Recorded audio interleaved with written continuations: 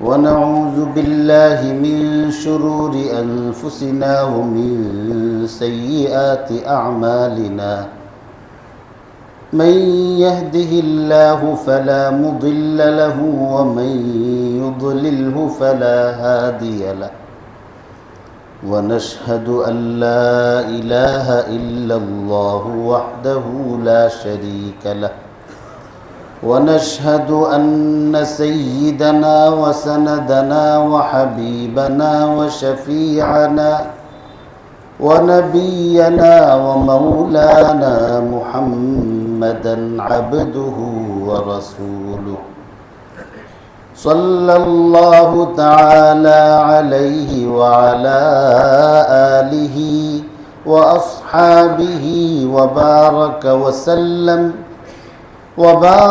وسلم تسليما كثيرا أرسله الله تعالى إلى كافة للناس بشيرا ونذيرا وداعيا إلى الله بإذنه وسراجا منيرا أما بعد فأعوذ بالله من الشيطان الرجيم بسم الله الرحمن الرحيم يا أيها الذين آمنوا كتب عليكم الصيام كما كتب على الذين من قبلكم لعلكم تتقون وقال عليه الصلاة والسلام رب صائم ليس له من صيامه إلا الجوع ورب قائم ليس له من قيامه إلا السهر صدق الله مولانا العظيم وصدق رسوله النبي الأمي الكريم ونحن على ذلك لمن الشاهدين والشاكرين والحمد لله رب العالمين মুআজ্জাজ ও মুহতারাম মুসল্লিয়ান কিরাম, আল্লাহ পাক রব্বুল আলামিনের অশেষ মেহেরবানি এবং দয়ায় শাবান মাসের শেষ দিকের শেষ শুক্রবার জুমার নামাজ আদায় করার মহৎ উদ্দেশ্যে আমাকে আপনাকে আল্লাহর ঘর মসজিদে উপস্থিত হওয়ার যে তৌফিক দিয়েছেন, এই জন্যে আল্লাহ তাআলার শুকরিয়া আদায় করে মোহাব্বতের সঙ্গে বলি আলহামদুলিল্লাহ। রমজানুল মুবারক সমাগত।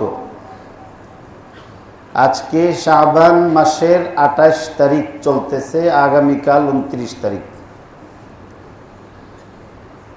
২৯ তারিখেও শাবান শেষ হতে পারে, আবার আল্লাহ পাক রব্বুল আলামিন মেহেরবানি করলে আরো একদিন বাড়তেও পারে। আগামীকাল চাঁদ দেখা গেলে আগামী রবিবার থেকে রমজানুল মুবারক এর প্রথম দিবস আরম্ভ হবে। যদি চাঁদ আগামীকালকে না দেখা যায় তাহলে শাবানুল মুবারকের ৩০ দিন আমার আপনার পূর্ণ করতে হবে। রাসূল করিম সাল্লাল্লাহু আলাইহি ওয়াসাল্লাম শাবানের মাস পুরোপুরিভাবে হিসাব রাখার জন্য উম্মতকে বলেছেন, আহসু হিলাল শাবান লিরমাদান, যে রমজানের হিসাব ঠিক রাখার জন্য তোমরা শাবান মাসের পুরোপুরি হিসাব রাখবে। ফাইন গুম্মা আলাইকুম ফাআকমিলু ইদ্দাতাস সালাসিন, যদি ২৯ তারিখে আকাশ মেঘাচ্ছন্ন থাকে, কুয়াশাচ্ছন্ন থাকে, অথবা কোনো কারণে চাঁদ তোমাদের কাছে অস্পষ্ট হয়, তাহলে তোমরা শাবান মাসের 30 দিন পুরা করবে। অন্য এক হাদিসে রসুল করিম সাল্লাল্লাহু আলাইহি ওয়াসাল্লাম ইরশাদ করেছেন, সুমু লিরুইয়াতিকুম ওয়া আফতিরু লিরুইয়াতিকুম, যে তোমরা চাঁদ দেখে রোজা রাখবে এবং চাঁদ দেখেই রোজা ভাঙবে। এই হাদিসে আল্লাহর রাসূল সাল্লাল্লাহু আলাইহি ওয়াসাল্লাম কিভাবে রোজা রাখবো, কিভাবে রমজান শেষ করব এর মানদণ্ড বর্ণনা করেছেন। চাঁদ দেখে রোজা রাখা, চাঁদ দেখে রোজা ভাঙ্গা। এই জন্যে রমজানুল মুবারক সহ অন্যান্য আমলগুলো সহিভাবে আদায় করার স্বার্থে চাঁদ দেখা ফরজে কিফায়া, মুসলমানদের উপর এটা একটা জরুরি এমন আল্লাহর নির্দেশ। যদি কেউ এই নির্দেশ পালন না করে তাহলে সকলেই গুনাহগার হবে ফরজ তরক করার অপরাধে। ফরজ তরক করা হারাম। সুতরাং রমজানুল মুবারকের চাঁদ সামগ্রিকভাবে না দেখা, চাঁদ দেখা ছেড়ে দেওয়াটা এটা একটা ফরজ তরক করার নামান্তর। মুসলিম দেশগুলোর মধ্যে সরকারিভাবেই এবং আমাদের দেশেও একটা চাঁদ দেখা কমিটি আছে। সারা দেশের প্রত্যেক জেলার জেলা প্রশাসক ওই চাঁদ দেখা কমিটির প্রধান আহ্বায়ক। এমনিভাবে উপজেলা পর্যায়ে উপজেলার নির্বাহী কর্মকর্তা যারা হন ওনারা এই চাঁদ দেখা কমিটির সদস্য। এটার কেন্দ্রীয়ভাবে বাইতুল মুকাররমের খতিব সাহেব, ধর্মমন্ত্রী ওনারা নিয়ন্ত্রণ করেন। কিন্তু এই চাঁদ দেখা কমিটির পদাধিকার বলে ইএনও, ডিসি ওনারা এটার আহ্বায়ক হওয়ার কারণে বাংলাদেশে বহু জেলা এবং উপজেলা আছে, যেই জেলা উপজেলার নির্বাহী কর্মকর্তা ডিসি মহিলা, আবার কোনো কোনো ডিসি এবং নির্বাহী কর্মকর্তা বিধর্মী। তো সেই হিসাবে একটা বিধর্মীর বিবরণ মুসলমানদের আমলের জন্যে কতটা গ্রহণযোগ্য এটা অনেকেরই একটা প্রশ্ন হয়। আবার জেলা প্রশাসক যারা হচ্ছেন কেউ বড় কোনো আলেম না, আলেমদের সমন্বয় হয়, কিন্তু যখন কোনো একটা কমিটির মুরব্বী গায়রে আলেম হন, আলেম নন এমন কোনো ব্যক্তি, আবার প্রশাসনিক পাওয়ার যদি থাকে, তো সেই ক্ষেত্রে অনেক সময় আমাদের মতো কমজোর ইমানদারদের সত্য প্রকাশ করার সাহস থাকে না।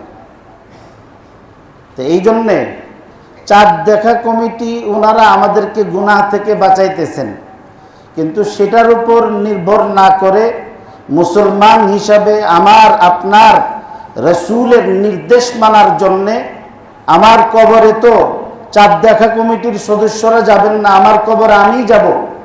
আমার রসুল, আমার নবী, আমার দুর্দিনের কান্ডারি, হাসরের দিন যার শাফাআত ছাড়া আমার মুক্তির কোনো পথ নেই, তিনি যখন বলছেন চাঁদ দেখার জন্যে, সেই নবীর উম্মতি হয়ে এত বড় একটা আমল একজন ইমানদার রোজাদার ব্যক্তি ছেড়ে দিতে পারে না। এই জন্য আমার আপনার সকলের ইমানি এবং নৈতিক দায়িত্ব হয় 29 তারিখ আসলে সাধ্য অনুসারে চাঁদ অনুসন্ধান করা, আকাশের মধ্যে খোঁজা। হাদিসে পাকে রাসূল করিম সাল্লাল্লাহু আলাইহি ওয়াসাল্লাম ইরশাদ করেছেন,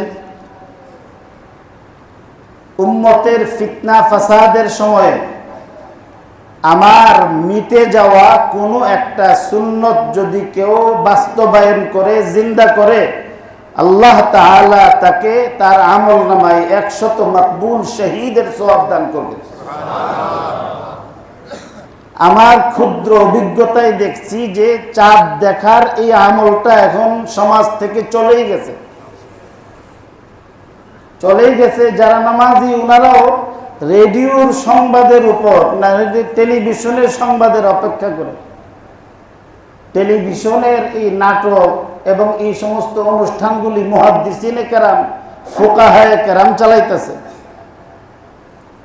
এই সমাজ এবং মুসলিম সমাজটাকে কলুষিত করার সবচেয়ে বড় ভূমিকাই তো এরা রাখছে। তো কাজেই এদের উপর নির্ভর করে আমি এত বড় একটা সওয়াব, এত বড় একটা দায়িত্ব ছেড়ে দিব, এটা আমার আপনার জন্যে কোনো অবস্থাতেই উচিত না। এই জন্যে টঙ্গীবাজার মসজিদে যারা নামাজ পড়তে আসতেছেন, উপস্থিত এখন যারা আছেন, আপনাদের সকলের কাছে আজকের রমজানকে সামনে নিয়ে আমার বিনীত অনুরোধ থাকবে যে আমরা আগামীকাল সকলেই সাধ্য অনুসারে আকাশে চাঁদ খুঁজবো ইনশাআল্লাহ তাআলা। যাদেরকে আল্লাহ দৃষ্টিশক্তি ভালো দিয়েছেন, আপনারা দেখবেন চাঁদ দেখলে এবং না দেখলে এই যে খালি আসমানের দিকে একটু তাকাইবেন, আল্লাহ পাক মকবুল 100 শহীদের সওয়াব দিবেন। রমজান আসতেছে, রমজান তো আমলের মাস, সওয়াব কামাইবার মাস। 11টা মাস কিন্তু বেহুশির মধ্যে কাটাইছি, 11টা মাস নাফরমানির মধ্যেই কাটাইছি, 11টা মাসের সবগুলি সময় নষ্ট করছি। যেভাবে আল্লাহরে ডাকবার দরকার ডাকতে পারি নাই, যেভাবে নফসের সঙ্গে যুদ্ধ করা দরকার করি নাই, যেভাবে তেলাওয়াত করা দরকার তেলাওয়াত করি নাই। একজন মুসলমান হিসাবে আমার উপর আমার মাবুদ, আমার আল্লাহর যে দায়িত্ব, যে ফরমান আছে, কয়টা আমি রক্ষা করছি, কয়টা আপনি রক্ষা করছেন। এরপরও আল্লাহ আমাকে আপনাকে আল্লাহর এই সূর্য দিয়া, আল্লাহ তাআলা তার এই চাঁদের কিরণ দিয়া, আল্লাহ তাআলা আল্লাহর কুদরতি এই অক্সিজেন দিয়া, আলো দিয়া, বাতাস দিয়া, খাবার দিয়া, হায়াত দিয়া, সুস্থতা দিয়া, এই নিয়ামত দিয়া আল্লাহ তাআলা আমাকে আপনাকে এই পর্যন্ত নিয়ে আসছে। প্রত্যেক মানুষের জিন্দেগিতে বৎসরে এমন একটা সময় যায় যে সময়টা আসে তার জন্যে বিশাল বড় একটা হুমকি হয়ে। আমাদের মুরব্বীরা এটারে ফাড়া বলতেন, তো 2টা ফাড়া গেছে, মানে এমন একটা পরিস্থিতির সম্মুখীন হয় যেখান থেকে তার ফিরে আসার কথা না, ওইখানেই তার জীবনের শেষ হয়ে যাওয়ার কথা। কুরআনুল কারীমের মধ্যে কিন্তু আল্লাহ তাআলা এই কথাটা বলছেন সূরা তাওবার মধ্যে, আওয়ালা ইয়ারাউনা আন্নাহুম ইফতানুনা ফি কুল্লি আমিন মাররাতান আও মাররাতাইনি সুম্মা লা ইয়াতুবুনা ওয়া লা হুম ইয়াযাক্কারুন। আওয়ালা ইয়ারাউনা أنهم يفتنون في كل عام مرة أو مرتين। আল্লাহ বলতেছেন কতটা দরদ, কতটা মেহেরবানি এবং কত দয়া নিয়ে আল্লাহ বলতেছেন। মানুষের কি হলো, লোকদের কি হলো, তারা কি একটু ভেবে দেখে না যে প্রতি বছর আমি তাকে একবার না হয় 2বার এমন পরীক্ষার সম্মুখীন করি যে পরীক্ষার সে সম্মুখীন হওয়ার পরে ফিরে আসার কথা না। আমি আল্লাহ তাকে ফিরাইয়া দিছি, দয়া করে জান দিয়া দিছি, প্রাণটা তার হাতে আবার দিয়া দিছি। আমার দেওয়া এই প্রাণ পেয়ে, বিপদ থেকে মুক্তি পেয়ে তারপরও সে তওবা করে না, তারপর সুম্মা লা ইয়াতুবুন ওয়া লা হুম ইয়াযাক্কারুন। অবাক করার বিষয়, বিপদ যখন পড়ছে তখন তো আল্লাহরে ডাকছে, আল্লাহ আল্লাহ আল্লাহ আল্লাহ আল্লাহ বাঁচাই দেব। এখন যদি বাঁচি, মুক্তি পাওয়ার পর করে আল্লাহরে বললাম, বিপদে পড়ছে, রাস্তা দিয়ে যাইতেছে, গাড়িটা এমন ভাবে আসছে যে এই গাড়ির নিচে চ্যাপ্টা হয়ে যাওয়ার কথা, ঠিক সামনে এসে গাড়িটা থেমে গেছে। এখানে আছে, আমি বলতে পারি আমার বহু লোক, দুই দিক থেকে গাড়ি আসছে বিশ্ব রোডে, খিলখা তখন বিশ্ব রোড ছিল, লরি আসতেছে সামনে, পেছন দিক থেকে গাড়ি, এদিক দিয়েও গাড়ি। তো হঠাৎ করে যে লরি ঢুকছে, প্রাইভেট গাড়ি, এখানে ব্রেক নেওয়ার কোনো সুযোগ নেই, ড্রাইভারও জানে না, কিন্তু এই গাড়ির লরির ড্রাইভার সে স্টিয়ারিং ধরে রাখছে, কিন্তু তার স্টার্ট বন্ধ হয়ে গেছে, তার স্টার্ট বন্ধ হয়ে গেছে, জায়গার মধ্যে দাঁড়ায় গেছে। আর একটু আগাইলেই আর তার জীবনের কোনো খোঁজ খবর নেওয়ার কোনো সুযোগ ছিল না। আল্লাহ তাআলা এই বিপদ থেকে বাঁচাই দিছে। ছাদের উপর খেলাধুলা করতেছে, হাঁটতেছে, কইতেই পারে না কখন যে সে কিনারায় চলে গেছে, পড়ে গেছিল, গুনার মধ্যে আটকায় লাগিয়ে এইভাবে ওইখান থেকে এইভাবে আসছে, আসে নাই যেন কেউ ধাক্কা দিয়ে তারা ফেলাই দিছে। এই কঠিন পরিস্থিতি থেকে, ছাদ থেকে বাহিরে গেছে, ওইখানে কেনই বা জিআই তার আসলো? এই জিআই তার সিরা একটা মানুষ পরে না কেন, আবার সেইখানে কেন আসলো? এই হাল থেকে কে বাঁচাই দিছে? আল্লাহ। কেন বাঁচাইছে? আল্লাহ বলতেছেন তওবা করার জন্য, যে বান্দা অনেক ভুল করছো, আমি তোরে একটু সুযোগ দিছি, জীবনে তো অনেক কিছুই দেখেছিস, শিক্ষা গ্রহণ করসনি, আমি তোকে এই সুযোগ দিয়েছি যেন তুই শিক্ষা গ্রহণ করতে পারিস। এরপরও যখন তওবা করে না, শিক্ষা নেয় না, আল্লাহ পাক রব্বুল আলামিন কত দয়ালু, আযাব দিয়ে শেষ করেন না, তারপরও বলেন যে কি হইল, কি হইল? আওয়ালা ইয়ারাউনা আন্নাহুম ইফতানুনা ফি কুল্লি আমিন মাররাতান আও মাররাতাইনি সুম্মা লা ইয়াতুবুনা ওয়া লা হুম ইয়াযাক্কারুন। এই জন্য এই 11 মাসে একটু চক্ষু বন্ধ করে খেয়াল করে দেখেন যে আপনার জীবনেও এমন ঘটনা ঘটছে, আপনার জীবনেও এমন পরীক্ষা আসছে, যে পরীক্ষা বাস্তবায়ন হলে আজকে কবরের জগতে আপনার গোশতগুলি পুচ্ছে হাড্ডি হয়ে যেত। যে আল্লাহ তার দেওয়া এই হায়াত দিছে, তিনি তো শাবান পার করে রমজানের দরজা পর্যন্ত পৌঁছে দিয়েছে। এই রমজান আল্লাহর দেওয়া বড় নিয়ামত। এই নিয়ামত রমজান আসার আগ থেকেই প্রস্তুতি নিয়ে আমার আপনার ইমানি ফরিজা হবে যে রমজানুল মুবারকের একটা মুহূর্ত যেন আমলের বাহিরে না কাটে। জীবনে কত রমজান আসছে, আর রমজান পাইবেন না না পাইবেন কোনো গ্যারান্টি নেই। এটা শুধু কথার কথাই না, কিন্তু বুজুর্গানে দিন সবসময় এমন সতর্ক করেন যে ভাই, হতে পারে এই রমজান কারোর জন্য জিন্দেগির শেষ রমজান হতে পারে, বলেন এটা কারোর জন্য হতে পারে, আর কারোর জন্য বাস্তব, কারোর জন্য বাস্তব। এই জন্যে জীবনে যত রমজান গেছে বেহুশির মধ্যে গেছে, গাফলতির মধ্যে গেছে, এই আগত রমজানটা যেন গাফলতির মধ্যে না যায়, আজকেই এখান থেকে আমাদের সংকল্প করতে হবে, দৃঢ় সংকল্প করতে হবে, শপথ নিতে হবে যে আমার এই রমজান যেন আমার জিন্দেগির সমস্ত রমজানগুলির যত ভুলভ্রান্তি হয়েছে এগুলির কাফারা করে দিতে পারে। বুজুর্গানে দিন রমজান আসার আগে প্রস্তুতি নিতেন, রমজানকে রমজান বানাইতেন। কিভাবে? রমজানকে আল্লাহ তাআলা কেন দিয়েছেন ওনারা এটা বুঝতেন, এটা বুঝার কারণে রমজানের কদর করতেন।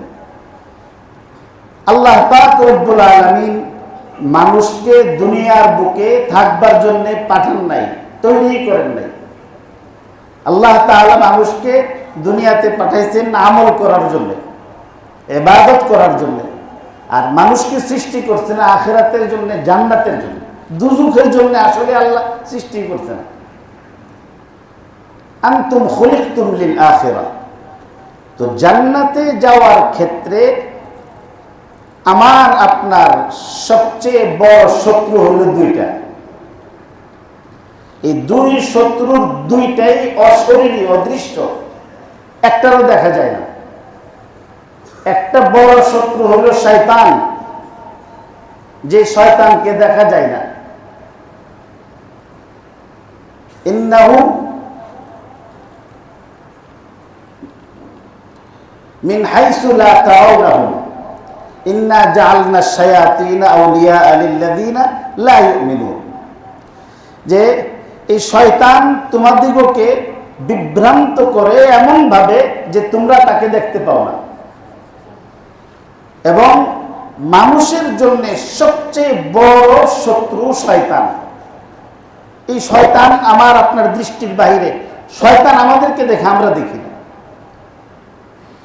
আর আরেকটা বড় শত্রু হলো মানুষের নফস, মানুষের স্বরূপ।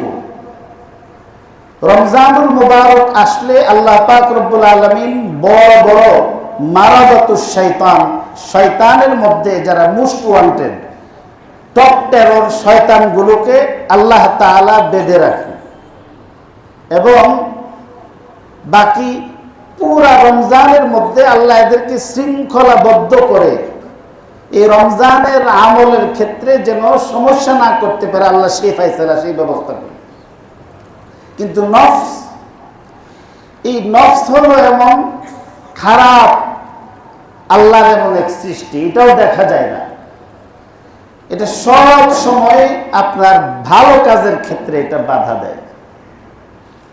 নিজে বুঝেন যে কাজটা নামাজ ছাইরা দেওয়া হারাম, নামাজ ছাড়বেন না চিন্তা করেন, মনে করেন 5 ওয়াক্ত নামাজ ঠিক মতো পড়বেন, পারতেছেন না, সৎ পথে চলার চেষ্টা করতে চাইতেছেন, আগ্রহের কোনো কমতি নাই। কোনো না কোনো কারণে যখন সৎ পথ অবলম্বন করতে যাবেন বাধা দিতেছে। দিনের বেলাও বাধা দেয়, রাতের বেলাও বাধা দেয়।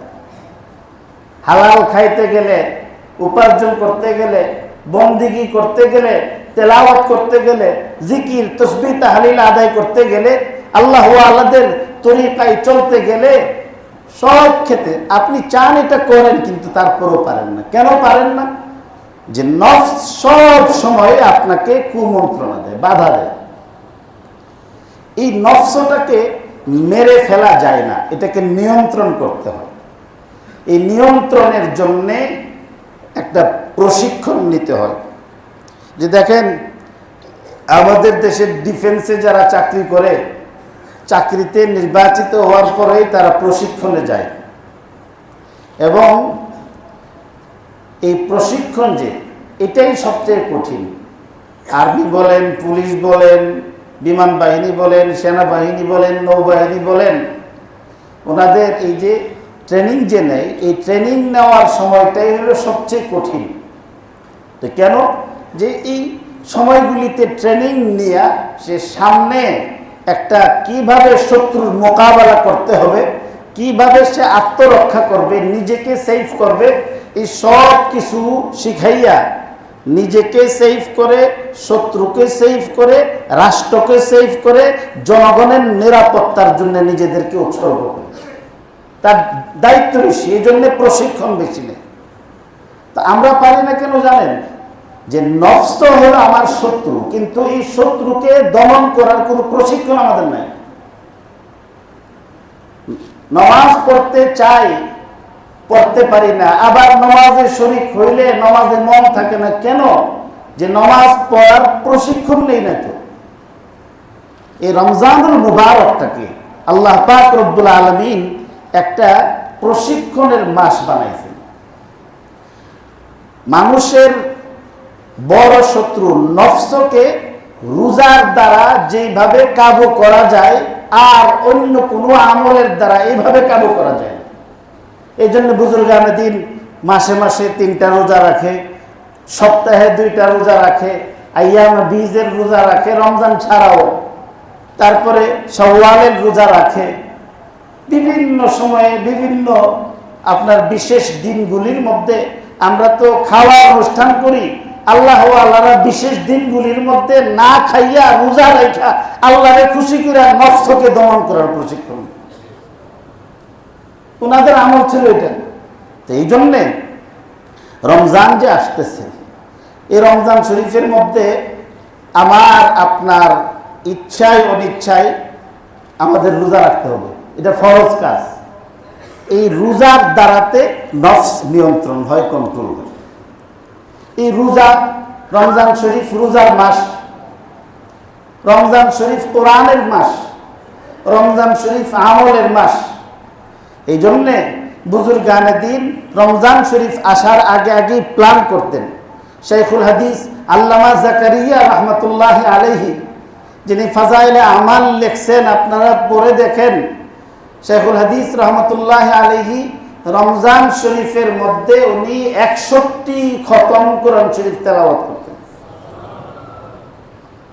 আরো আসতে কইন, 61 খতম কোরআন শরীফ তেলাওয়াত করতেন হযরত শাইখুল হাদিস রহমতুল্লাহ আলাইহি। বৃদ্ধ বয়সে কত খতম?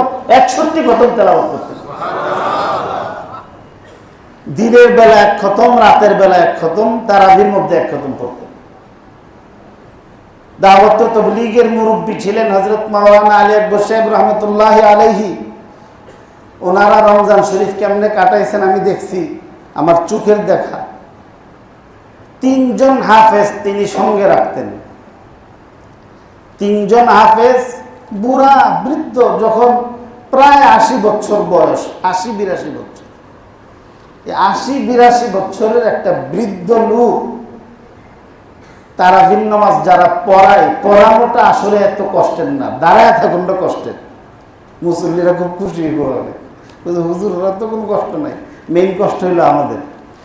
এক ধরনের কষ্ট আছে, আপনি দাঁড়াইলে সূরা ফাতিহা পড়তে পারবেন না, আর তো কাইপটা ফিরে দেবেন না, দেখেন নাহলে আইন দাঁড় করে দিই। তো এমনি দাঁড়ায় থাকাটা কষ্টের।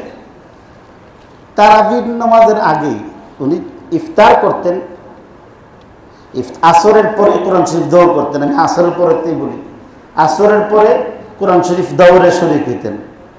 এবং দৌড় করার পরই যখন ইফতারের সময় হইতো, একটা খেজুর, একটু পানি, হালকা কিছু মুখে দিয়ে, আমরা যে মাগরিবের নামাজ অনেক দেরি করি, কারণ বিশাল বড় ডিশ নিয়ে তো আমরা বসি ইফতারের জন্য, করেন, আল্লাহ তাআলা সুযোগ দিছে, কিন্তু আসলে এত বেশি আল্লাহ আল্লাহদের তরিকানা এত বেশি খাওয়া, আমরা অল্প খাইয়াই নমাজ বিলম্ব, খাওয়া বিলম্ব না করে যতটুকু না খাইলে নমাজের মধ্যে খাবারের আসর করব, খিদা নমাজের মধ্যে বেখেয়াল করে ফেলবো, এতটুকু খাই এই নমাজে দাঁড়াই যেতেন।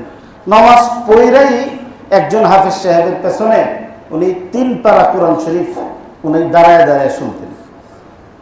3 পারা শেষ করার পরে উনি উযু করতেন, ইস্তেঞ্জা করতেন, এই সময় 1 কাপ চা খাইতেন। চা খাইয়ে এরপরে আবার 3 পারা, ওই 3 পারাই তারাবির নামাজের মধ্যে পড়তেন। এরপরে এই 3 পারা শেষ হওয়ার পরে হালকা কিছু খানা আপনি খাইতেন, খাইয়া কখনো এমনি শুইতেন 10-15 মিনিট, বা এই ধরনের ঘুমাইতেন না। তারপরে আবার আরেকজনকে দিয়া তাহাজ্জুদের মধ্যে 3 পারা পড়তেন। সূর্য ডুবার পর থেকে সেহরি খাওয়ার আগ পর্যন্ত 80-র ঊর্ধ্ব বয়সের একজন বৃদ্ধ আলেম, 3 জন হাফেজ কোরআন শরীফ পড়া ক্লান্ত হয়েছে, উনি ক্লান্ত হয়েছেন। কোরআন শরীফ এইভাবে পড়ছেন। আমি আরো বলছি যে হযরত ইলিয়াস রহমতুল্লাহ আলাইহির আম্মা রমজান আসছে পরে তারাবির নামাজ পড়বার জন্য একটা কম বয়সের নাবালক ছেলে হাফেজ চাইছেন।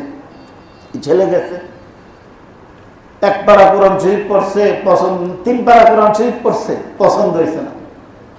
এরপরে কিছু আর একটা বালা হাফেজ দাও, তো এটা পরের দিন 5 পারা করছে, আগেরটার চেয়ে ভালো, কিন্তু আমার মনটা এখনো ভরে নাই। পরের দিন গেছে ওইটাকে 10 পারা কোরআন শরীফ পড়ছে, এই দিন খুব খুশি হয়েছে যে আলহামদুলিল্লাহ আজকে কোরআন শরীফ শুনে আমার প্রাণটা ভরছে। এটা মুসলমান মা, তো ওনাদের ছেলে ইলিয়াস রহমতুল্লাহ আলী হইতো না তো কার ছেলে? ওটা তো অনেক আগের কথা। আমাদের ঘরের একটা কথা বলি, হয়তো বলতাম না, আগে বলি না এগুলি। মৃত ব্যক্তিদের নেক আমলের কথা জীবিতদের সামনে পেশ করার হুকুম দিচ্ছেন রাসূল করিম সাল্লাল্লাহু আলাইহি ওয়াসাল্লাম। আমরা 9 ভাই 3 বোন 12 জন সদস্য। আমার দাদি অন্ধ ছিলেন, শেষ জীবনে দৃষ্টি প্রতিবন্ধী ছিলেন। আমার ঘরের মধ্যে আমার আব্বার কারণে 3 12 36 জন মেহমান থাকত। মশলা করতে হইতো, পানি ধরে রাখতে হইতো, গ্যাস তখন ছিল না। এরপরে আমরা ছোট ছোট ভাই 2 বছর 2.5 বছরের ছোট বড়, এদের সবের উনি কাজ করছেন, নিজেই রান্না করছেন। এই বাচ্চাগুলির কাপড় চোপড় থেকে সব ব্যবস্থা তিনিই করছেন, কাজের কোনো লোক ছিল না। এরপরে রমজান শরীফে তো ইশরাকের নামাজ খুব কঠিন, ইশরাক, আওয়াবিন, তারপরে তাহাজ্জুদ, তারাবি, এই সব কিছু আঞ্জাম, ইফতারি রান্না করা, শেষ রাত্রে আবার সেহরির ব্যবস্থা করা, এই সব কিছু করার পরেও আমার আম্মা দৈনিক 10 পারা কোরআন শরীফ তেলাওয়াত করতেন।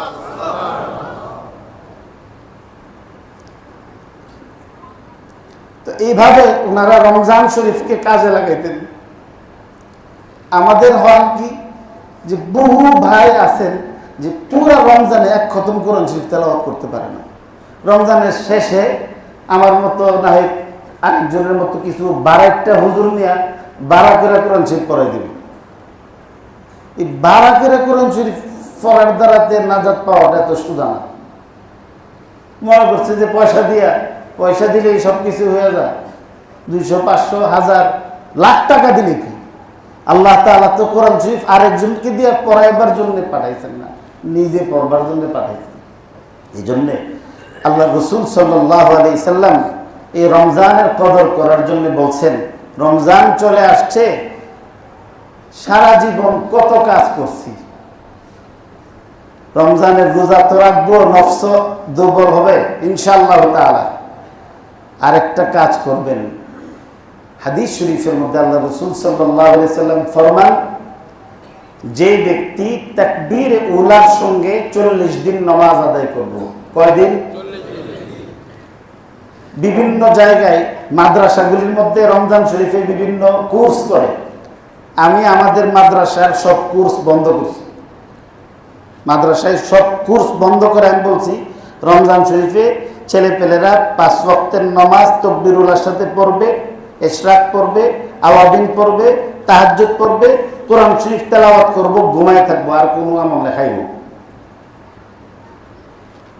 40 দিন যদি তাকবীর উলার সঙ্গে নামাজ পড়া হয়, তো দুনিয়ার কোর্স করলে মানুষে আপনারা সার্টিফিকেট দিব। আর 40 দিন তাকবীর উলার সঙ্গে নামাজ পড়লে আল্লাহ তাআলা আপনাকে আমাকে আল্লাহর কুদরতি হাতে 2টা সার্টিফিকেট প্রদান করবে। সবচেয়ে বড় সার্টিফিকেট হলো যে আল্লাহ তাআলা এই 40 দিন তাকবীর উলার সাথে নামাজ আদায়কারী ব্যক্তিকে জাহান্নাম থেকে নাজাতের সার্টিফিকেট দিবে। 2 নম্বর, মুনাফিকের লিস্ট থেকে আল্লাহ তার নাম খারিজ করার সার্টিফিকেট দিবে। তাকবীর উলার সাথে নামাজ আদায় করার সবচেয়ে বড় সমস্যা হলো রমজান শরীফ ছাড়া ফজরের নামাজ। অন্য সময় তো সারা রাত্র সজাগ থেকে ফজরের সময় আসতে পারে না। আর রমজানুল মুবারক এমন বরকতের যে সবচেয়ে সহজ নামাজ হলো ফজরের নামাজ। আমরা যদি এখন থেকে এই চিন্তাটা করে নিই যে আমরা তাকবীর উলার সাথে নামাজ পড়ব, তাকবীর উলার সাথে, তাহলে খুব সহজেই কিন্তু অন্তত নাজাতের একটা পুঁজি, অন্তত পুঁজিটা তো আমার নেওয়া দরকার। এটা আমরা সহজেই এটা করে নিতে পারি। আল্লাহ তাআলা আমাদের সবাইকে তৌফিক দান করুক। রমজান শরীফে সব আমলের সওয়াব বেশি হয়। হাদিস শরীফের মধ্যে আছে, সালমান ফারসি রাদিয়াল্লাহু তাআলা আনহু আপনার আল্লাহর রাসূলের হাদিস রওয়ায়াত করছেন যে একটা নফল আমল করলে আল্লাহ ফরজ আমলের সওয়াব দান করেন, একটা ফরজ আমল আদায় করলে